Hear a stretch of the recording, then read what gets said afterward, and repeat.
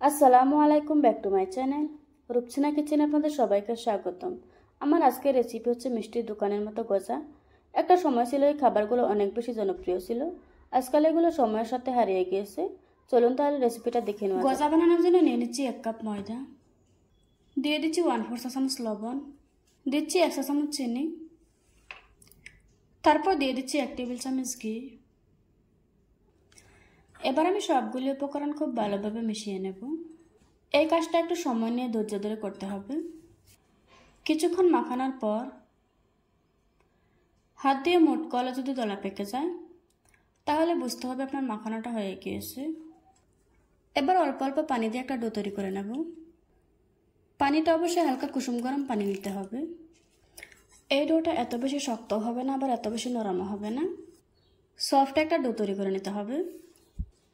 আমার ডোটা তৈরি করা হয়ে গিয়েছে। এই ডোটা রেস্টে রাখার কোনো প্রয়োজন নাই। তারপর ডোটাকে বোর্ডের উপর নিয়ে নিচ্ছি। যে কয়টা গজা তৈরি করবো এরকম করে ভাগ করে নিচ্ছি।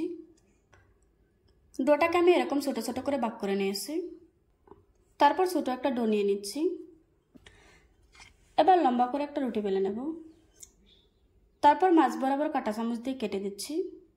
এই কাজটা অবশ্যই করতে হবে, তা না হলে ভাজার সময় অনেক বেশি ফুলে যাবে। আমার গজাটা বানানো হয়ে গিয়েছে। এভাবে করে আজকে আমি সবগুলি গজা বানিয়ে নেব। আর আপনি 1 কাপ ময়দা দিয়ে অনেকগুলো গজা বানাতে পারবেন। আমার গজাগুলি বানানো হয়ে গিয়েছে। এবার আমি এগুলিকে ভেজে নেব।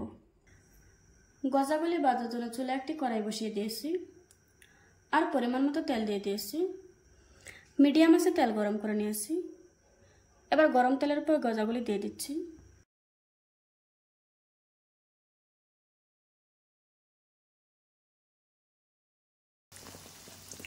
এবার আমি মিডিয়াম আঁচে গজাগুলিকে ভেজে নেব। এই গজাগুলি একসাথে অনেকগুলো ভেজে নেওয়া যায়। একটু সময় নিয়ে এগুলিকে মুসমুসে করে ভেজে নিতে হবে। বাঁচতে বাঁচতে দেখা যাবে একটা সময় খুব সুন্দর একটা কালার চলে এসেছে। এবার আমি তেল চড়িয়ে একটা প্লেটে তুলে নেব। অন্যদিকে চুলায় একটি প্যান বসিয়ে দিয়ে দিচ্ছি 1.5 কাপ চিনি। 1.5 কাপ চিনির জন্য দিয়ে দিচ্ছি 1/2 কাপ পানি। এর থেকে বেশি পানি দেওয়া যাবে না, চিনি থেকে অনেক বেশি পানি উঠবে। এখন চিনি আর পানিটাকে খুব ভালোভাবে মিশিয়ে নিচ্ছি। এখন ঘনটা শিরা তৈরি করে নেব। তারপর শিরাটাকে একটু সময় নিয়ে জাল করে নেব।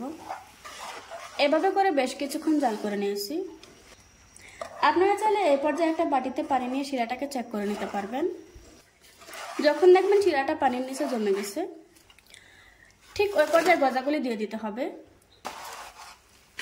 চিনির এই শিরাটা অনেক বেশি ঘন করে বানাতে হবে। এগুলো দেওয়ার পর সাথে সাথে দেখা যাবে যে উপরে জমতে শুরু করেছে। ঠিক ওই পর্যায়ে চুলাটা বন্ধ করে দিতে হবে। দেখুন বন্ধুরা, আমার গজাগুলি বানানো হয়ে গিয়েছে। একটা ভেঙে আপনাদের সাথে শেয়ার করছি। আশা করছি আজকের এই সহজ রেসিপিটা আপনাদের কাছে ভালো লাগবে। ভালো লাগলে আমার চ্যানেলটা সাবস্ক্রাইব করে পাশে থাকা বেল বাটনটি অন করে রাখবেন। আবারও কথা হচ্ছে নতুন কোনো ভিডিওতে। ততক্ষণ সুস্থ থাকবেন, ভালো থাকবেন। আল্লাহ হাফেজ।